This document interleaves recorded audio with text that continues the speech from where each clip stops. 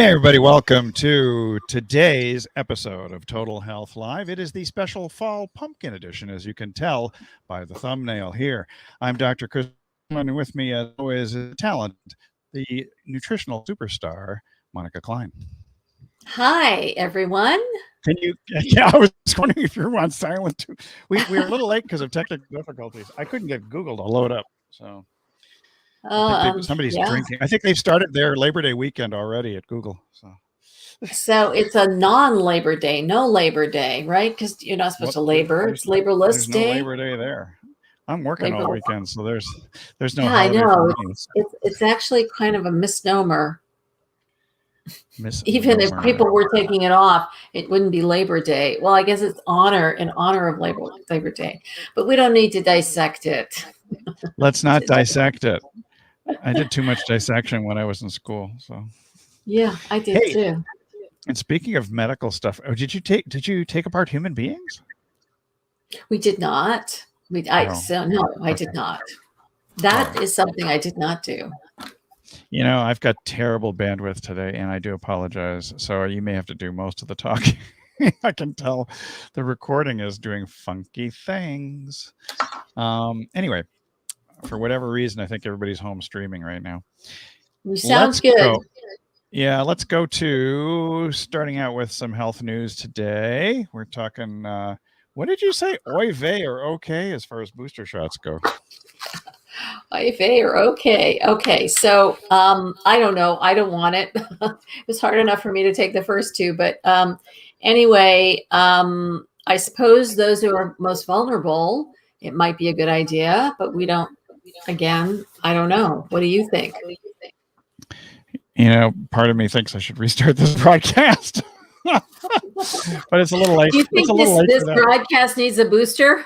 This broadcast needs a booster at bandwidth at the present time, but this is the joy of going live. You never know exactly what's going to happen, and so it just so happens. Hey, the good news is my neighbor stopped mowing the lawn and using his blower and edger a little while ago, so I didn't have that to contend with. Well, I haven't used a prop for a while, so applause. Thank you, neighbor. Applause for the neighbor finishing the landscaping right now. Applause. Yes, anyway, thank you. So we'll plot ahead and see what happens here. So let's plot. So we're talking about booster shots, which is a lot of people have not done any vaccines whatsoever. But for those who've had two shots, the question is it okay for some people? And I would say the answer is probably yes if you're immunocompromised. So. Yeah, and I suppose in the future, if you have severe symptoms and you have comorbidities and all sorts of issues, perhaps that's something that to be considered. But interesting thing I just heard that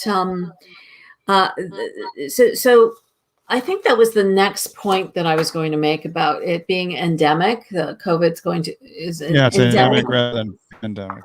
Yeah, meaning that we'll all get it. We're not all gonna die.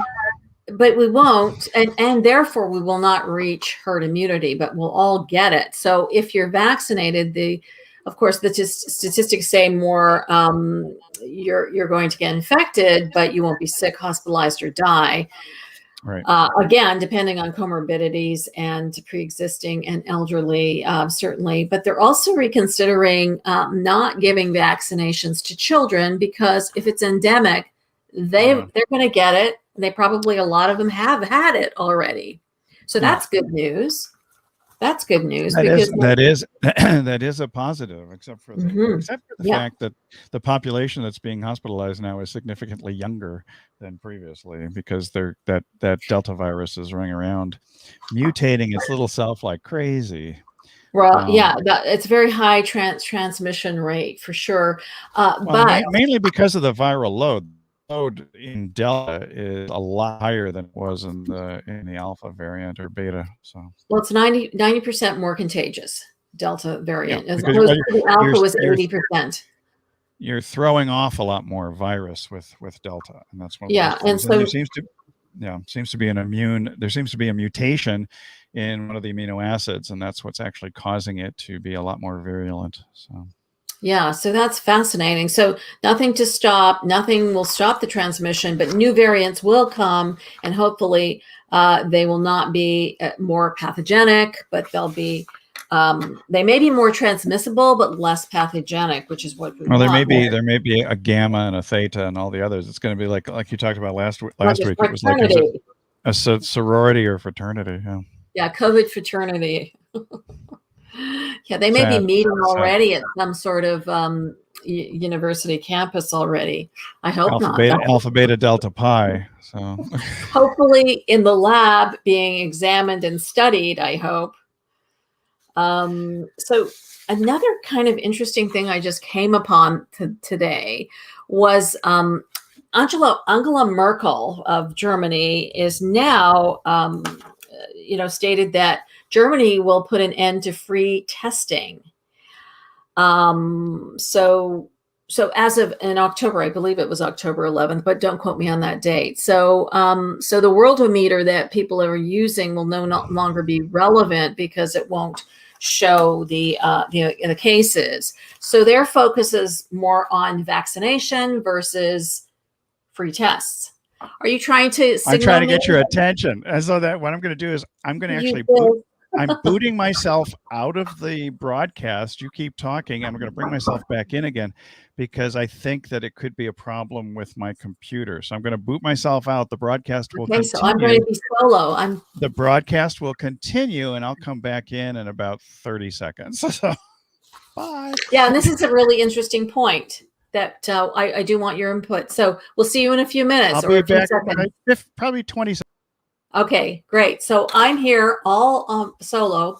So this is very interesting information specifically about the idea of the virus being endemic. So we'll all get it similar to the flu. We'll all get it. And it looks like it possibly will be a couple of seasons. And this changes every week, all the time. There are projections of how long it's going to be around.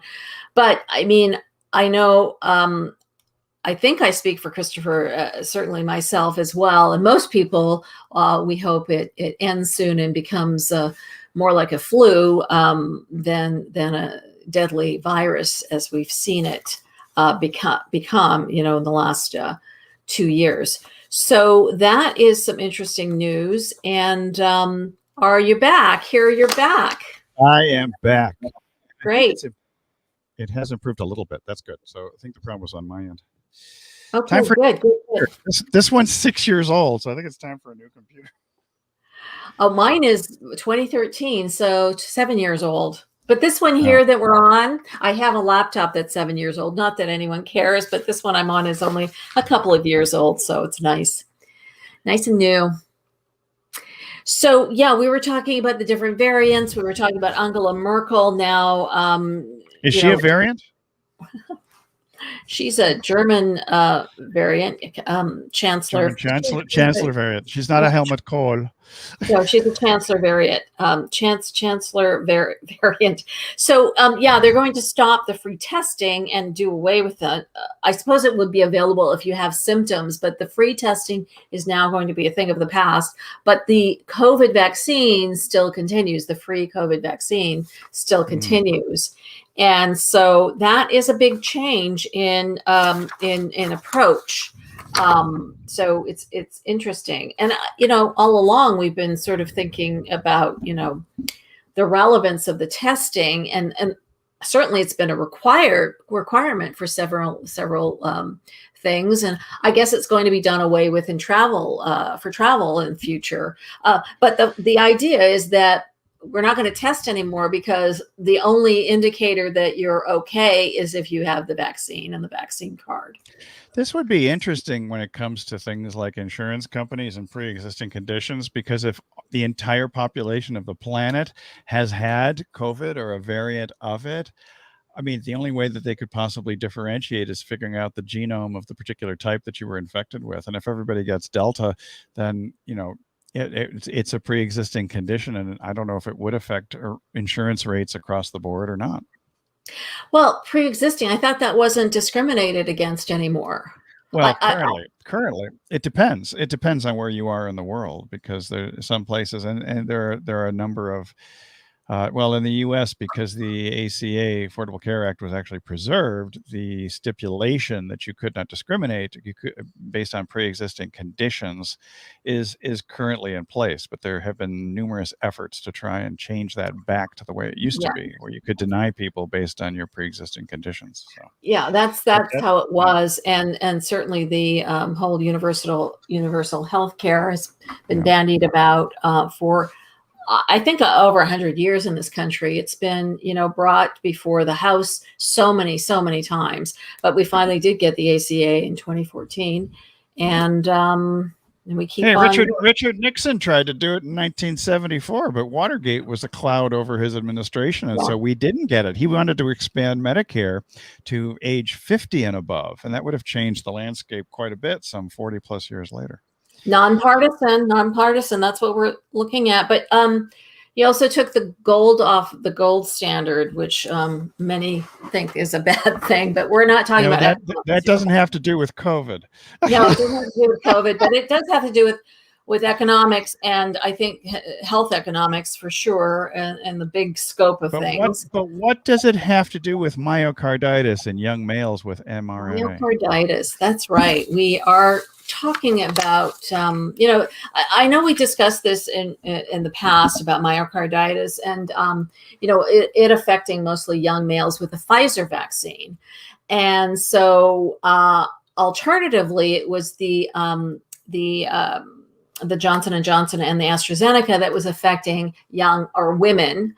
And so the idea was, why don't we switch? Why don't we give the men the AstraZeneca or J&J, and the women the Pfizer, because clearly those symptoms aren't as noticeable, if not even present, in those particular age groups and genders. So it's interesting. It's an interesting study, and we keep on opening the Pandora's box on this whole thing. Can you hear me? Yes, I can. Your sound is very choppy, and I'm wondering, I'm seeing a signal that it might be your internet now, because I've checked, I've tested it a few times, but you're coming and going, but mostly you're coming through. So that's a good thing. Okay, well, I hope I see a clear picture of me, but I do not see a clear picture of you, which is kind of hazy. But I hope you, the audience, get to hear. I think it's visual. You could handle funny visual, but you can handle funny audio. Audio is the tough. An audience will not stay for poor audio. So hopefully we're giving you some good audio. Please let us know in the comment section if that's the case, if you're able to hear everything clearly and choppiness. What? So do we have any more COVID news? I don't know. I don't think so. I mean, the myocarditis thing was interesting, but it also, in general, I think it was like 98% of those cases resolved very quickly. They were very limited in terms of the duration. Well, that's but think about it. It's an inflammatory condition, and for the most part, it resolves most of the time, even without treatment, which is kind of crazy. So. Well, that's what they say, but I'm not sure if that's for sure for everyone. You can always ask all the young men with myocarditis who've had COVID infections. Yeah, well, I did know some survey those issue, 40-year-old clotting issue person, and I did actually confer with a cardiologist about this, and she also echoed what you're saying, is that it comes and goes pretty quickly, but I'm not so sure. I'm not so sure it's like that for everyone, and especially if those who have comorbidities and are very chronically ill, does it take time to develop? So you would have to have high morbidity, chronically ill young males to be able to do that study. And I think that's the age group, but I don't think it just is. I think the predominance is that age group, but I don't think it's exclusive to that particular age group at all. And of course, there's a test you can do. It's called CRP, to see if, in fact, that if you do have that issue. C-reactive protein, which is a heart marker, as well as I think it was pericarditis as well. That was a concern, not just the myocarditis, but the pericardium. Pericardium, endocardium. Pericardium, not perio. It depends on which. It depends on which part of the. This whole broadcast, I mean, the craziness that's going on today is just nuts, because I can see on my phone I've got a good signal. I mean, there it is, the Wi-Fi thing right there, very strong signal. And I see on my computer I've got a very strong signal, and the broadcast is coming through more or less on here. It's just bizarre. We may have to save some of these questions for the next time around. There's something funky going on here in the world of audio visual. Well, that's not good, and we don't want to belabor the lack of quality, or the quality issue today. So if we have to close, I guess we'll do that, and we'll just wrap it up quickly. And what do you say? Your sound is great on here, but it comes out clippy. It comes out clippy on my speakers. So maybe it's my speakers. That could be it too. So that was interesting. All right, let's keep going and see if we can keep going. And please bear with us for a few more minutes. Let's test it out, and if we need to wrap it up, we will. This may be a half-hour show today, for whatever reason. So I guess we should probably take a look here, maybe to entertain a question or two before we. Yeah. So I have a particular question of my own, and it has to do with frozen shoulder. A lot of people suffer from this issue. And, I just wanted to know from a chiropractic standpoint, I understand there are 3 stages of frozen shoulder and what to look out for this issue. Well, I mean, the issue is not the stages of frozen shoulder. It's really more or less around the techniques and the methodology for releasing that, because when you have the shoulder capsule, those ligaments become extremely tight. It's very difficult to actually even warm and stretch those ligaments without causing further damage. And many people. Tell me what the symptoms are. Can you tell me what the symptoms are? You can't move your damn shoulder. You can't move your damn shoulder, and it's painful. Hi, that would be me. It's like it's a lot of pain. Or you can't even raise it past your shoulder. It's coming up to here is almost impossible. Mm-hmm. So I've had people, and even internal and external rotation, especially external rotation, is really tough. So it's more a matter. I mean, when I used to do. I would sometimes apply ultrasound to help to relieve the frozen shoulder. Sometimes even manipulating the joint or adjusting the shoulder such that and stretching the ligaments. But it's a tricky one. It's probably one of the most challenging things in the world is to take care of a case of frozen shoulder. In fact, because also a lot of the times the problem revolves around the nerves to the shoulder coming out of the neck, particularly between C5 and T1.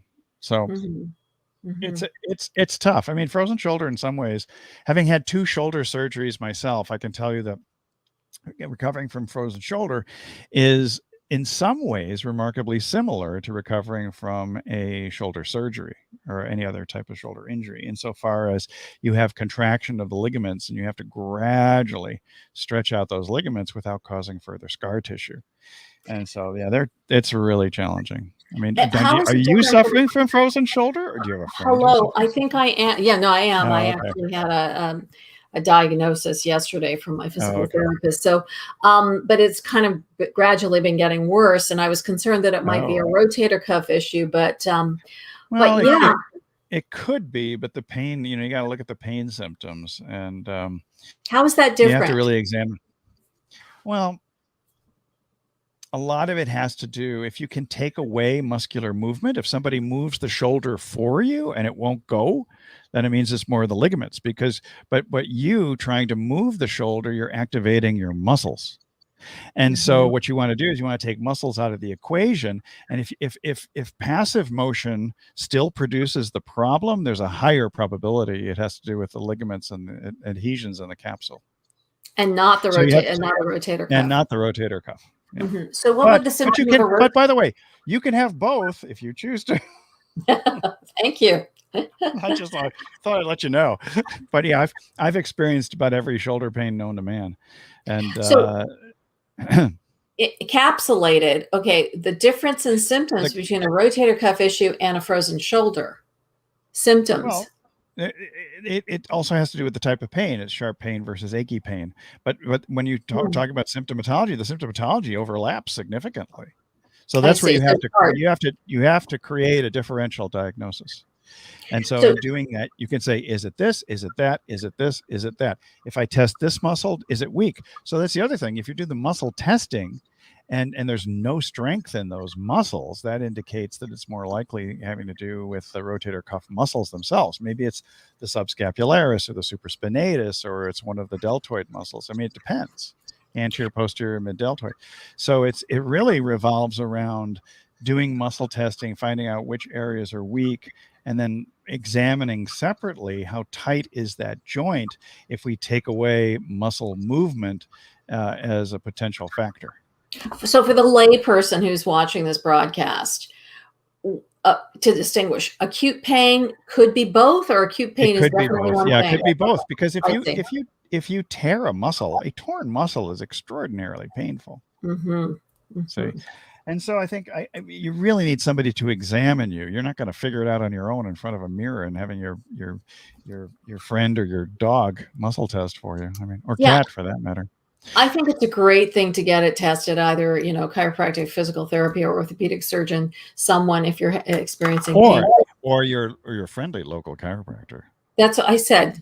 Oh, you did. I just heard orthopedic surgeon and physical therapist. It's an audio show. No, I think maybe I said chiropractic first or middle. I guess I said it second.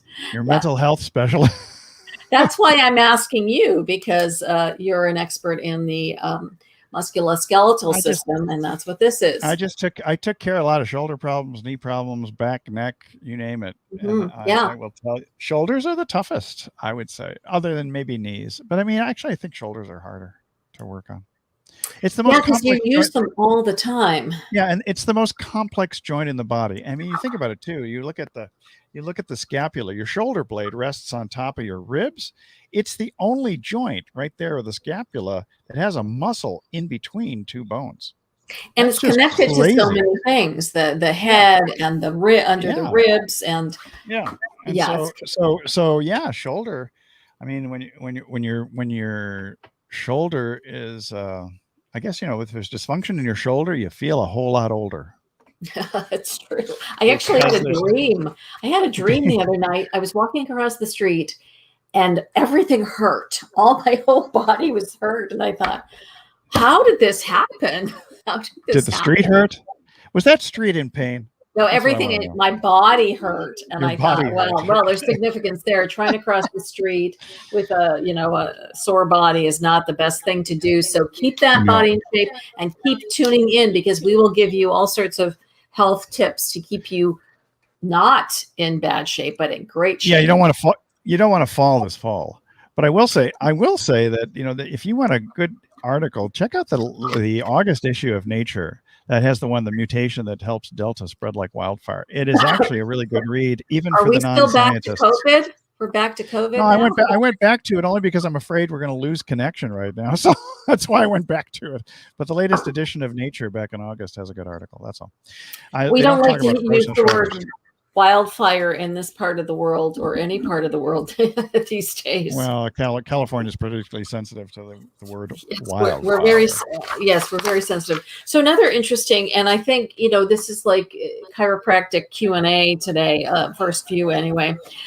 It was an interesting question I had this morning about rattling in the ears and having a muffled sound. And I thought, well, since this particular person, medicine isn't helping him, and the doctors, the specialists he's seeing aren't giving him, answers. I thought, well, maybe chiropractic or acupuncture might be beneficial. Can you repeat that, because the sound quality has just been horrendous? I think if we're having a real tough time, I think we should probably wrap up. Let's today. Wrap it up, and let's wrap tie it up with a bow. Tie it with wrap a bow. Up your shoulder with ice or heat. And we'll talk about the rattling in the ears next week. Have a very next good week we will Labor Day weekend, and next week we'll shake, rattle, and roll with Total Health Live at 1 p.m. Pacific. Yes, indeed. 4 p.m. See you Eastern. then. Have a good long weekend, everybody. Yeah, and I hope your tech issues are not like mine. Bye. I hope not. Bye-bye, everyone.